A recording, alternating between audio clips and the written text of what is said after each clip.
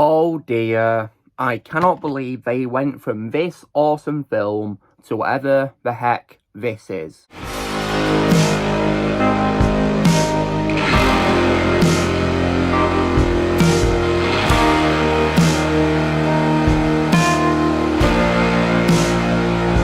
Hey everyone, Lucamus Prime here. So it's time for another movie review today, and this time it's going to be for what is the fourth and also the last film I'm going to be reviewing in the franchise of the Lego Movie. And this is the film which is actually, of course, a sequel to the very first movie, of course, which is the Lego Movie. And unfortunately, we're going to be ending this review series on a pretty sad note, because this is unfortunately my least favourite in the franchise. And that film, of course, is none other than 2019's The Lego Movie 2, the second part, which is directed by Mike Mitchell and not by Phil Lord and Christopher Miller anymore, because they only do a screenplay for it now and the story, so they didn't direct it. So, now, how was this film made then? So, plans for a sequel to a Lego Movie began in February 2014 and were announced to be in the works 4 days before the release of the film. And it was also announced the film would be directed by Chris McKay, while Phil Lord and Christopher Miller remain as writers and producers in March 2014. But then the film underwent lots of changes. So I've already mentioned, of course, that Mike Mitchell replaced Lord and Miller as the director in February 2017. Production for the film began in October 2017, with a majority of cast members returning to voice characters in mid-2018, along with a new cast of actors. And just like all the other installments of the franchise, the animation was done by Animal Logic. And to improve on-screen detail and depth of field, the production of the film took advantage of the latest update to its trace renderer Glimpse. And the score is also once again composed by Mark Mothersbaugh, who returns from the first Lego Movie and the Lego Ninjago movie. And with also artists performing new songs for films such as, for example, Dylan Francis, Beck, Robin, and The Lonely Island. The film premiered in Los Angeles on February 2nd, 2019, and was then released in the United States on February 8th, 2019. It received generally positive reviews, despite grossing $199.6 million worldwide against a budget of $99 million. The film became a franchise's second box office disappointment after the Lego Ninjago movie, which led Warner Brothers to sell the rights of the Lego Movie franchise to Universal Pictures, which was later set for a 5-year deal. A new film under this partnership is in development. When it comes to my reaction to this film then, so as you guys will probably recall from my review of the first movie, I absolutely adore the Lego Movie. I really loved it when I first saw it, so when they announced a sequel to it, I was unfortunately now really excited for it. I really wanted to see a sequel for some reason. Nowadays I really regret it, because personally I don't think the first one needed sequels to begin with, just spin-offs in my opinion really, for this Lego franchise. So I of course went to see this film at the cinema in February 2019. And unfortunately, back when I first saw it, I remember really liking it for some reason. And I say for some reason because I've rewatched it since, and unfortunately, in all my rewatches since, and especially my last night's rewatch, I have noticed problems. And I unfortunately now regard it not as a good film in my opinion, but as a mediocre disappointment. That's what I'll say about it. So it does have a few good qualities, what I will say, which is why I don't think it's trash by any means, but I unfortunately would say it's the weakest one in the Lego Movie franchise, because I think it's very disappointing. It was this film that, in my opinion, deserved to bomb, not the Lego Ninjago movie, in my opinion, because I personally love the Lego Ninjago movie. So, what is the film about? So, the film, of course, takes place 5 years after the events of Taco Tuesday, which, of course, was of course, what happened in the first movie. And it follows Emmett Bukowski, voiced once again by Chris Pratt, Lucy, voiced once again by Liz Banks, and their friends who take into the Sistar system to test their skills and creativity, while Emmett is dealing with a coming cataclysm known as Armageddon. So, when it comes, of course, to what I think is good about the film then, so what I'll say is it does have a good cast of actors for the most part, in my opinion. So Chris Pratt, of course, returns as Emmett, and just like the first movie, he's able to make Emmett a very likeable character. I mean, Chris Pratt's an absolute legend, and he continues to do a great job playing Emmett, as always. He does a really great job. And he also as well voices a new character, of course, which is Rex Dangervest. And while I do have many mixed thoughts on Rex as a character, I think Chris Pratt did a very good job playing Rex, in my opinion, portraying like a different personality.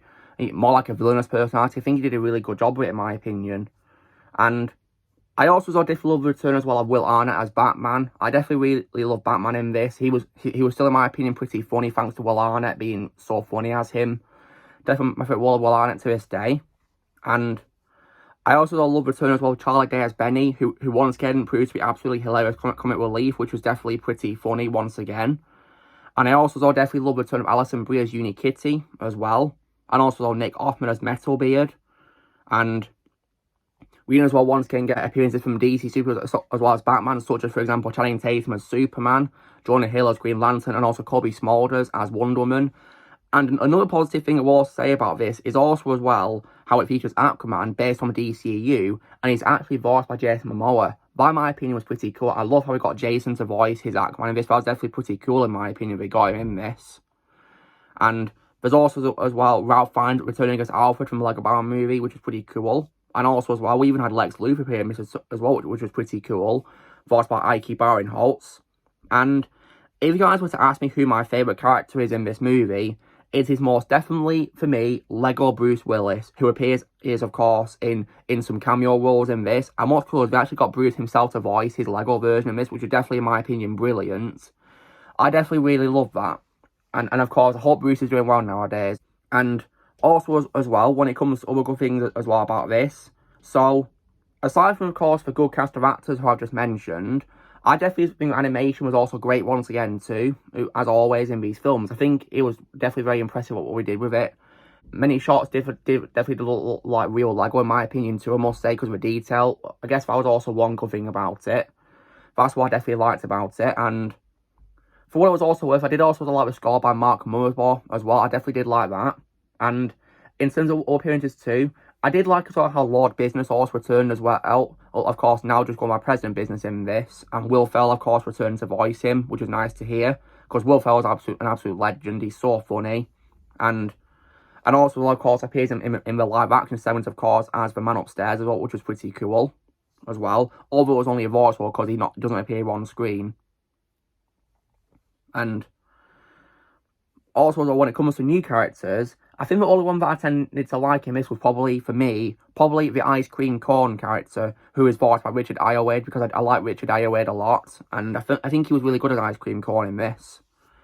And also, as well, other good things too as well, for what is also worth is as well, the story, in my opinion, is somewhat decent, in my opinion, really, to be honest. I like how it adds, new world building to the Lego franchise, of all different kinds of Lego franchises, really. I did like that, and there's also a lot of cameos to this, which is pretty nice to see too as well, from all different Lego franchises. So it does, in my opinion, a decent job with the world building, of introducing all these cameos and all these different Lego franchises. But unfortunately, when it comes to bad quality, so here goes. Now, if you guys recall from my review for the first movie how I was not a fan of Wildstyle, well, in this film, I personally think she's much worse than she is in the first film, because I personally think that she was pretty mean, in my opinion, especially in the parts where, of course, she's in the Apocalypseburg area at the start of the movie, so I wasn't really a fan of that, what we did with her at all. And I also don't feel this film, in my opinion, focuses far too much on her than Emmett, in my opinion, to be honest. Because the film tried to make it look as though she's the main character, and I think that couldn't be any more true, because she narrates the film as well. She's the narrator, not Emmett, so I personally think that was disappointing, in my opinion, really, what we did in terms of who the main character is. Like, come on, the main character's supposed to be Emmett, not Wildstyle. And also as well, I also don't feel this film is also guilty of having lots of missed opportunities too, when it comes to characters returning, because there's two characters in this film who only appear as, like, non-speaking cameos, with just, like, grunts or screams or whatever, and that is Vitruvius and Bad Cop, because they, of course, appear in the prologue and start showing, of course, the Duplo invasion, but then they're never seen again. I especially hate how Vitruvius got kicked away as well, never seen again. That really angered me a lot, how they did that to Vitruvius, because I really liked him a lot in the first movie, and also Bad Cop as well only appears for, like, a brief cameo as well, really, where he's being carried around by his police droids, really, in the Apocalypseburg area. Like, come on. Like, I don't understand why they couldn't have brought back Vitruvius and Bad Cop to be part of a supporting cast. Maybe we could have Vitruvius be like a guide to Emmett, or something like that, but no, unfortunately he was not there. And I also feel, speaking of Emmett, that this film was, in my opinion, very mean-spirited towards Emmett. I've already mentioned that he's no longer a main character, but also as well because I really don't like as well how many of the characters are really mean to him at the start of the film. I personally didn't like that. Like, come on, that's the special that you're bad-mouthing there. Like, come on. And also as well, when it comes as well to Alfred in this, while I did like how Ralph Fiennes came back as Alfred, I personally really hated how he only had like a couple of lines of dialogue and was barely in the film, just a cameo. Like, come on. And why would you waste Ralph Fiennes like that? He's an absolute legend, one of my favourite actors. And speaking, of course, of like Obama movie characters, where's Robin and Batgirl and the Joker? Why are they not in this? And the only like Batman villain who appears in this for like a cameo was probably Harley Quinn, because she appears based on the DCU's portrayal. And speaking of that, the reports for the film are also very misleading too, because the reports that Margot Robbie would be reprising a role as Harley in this for like a voice role, but no, she wasn't in it at all. Instead, it was someone called Margot Rubin, and that was it.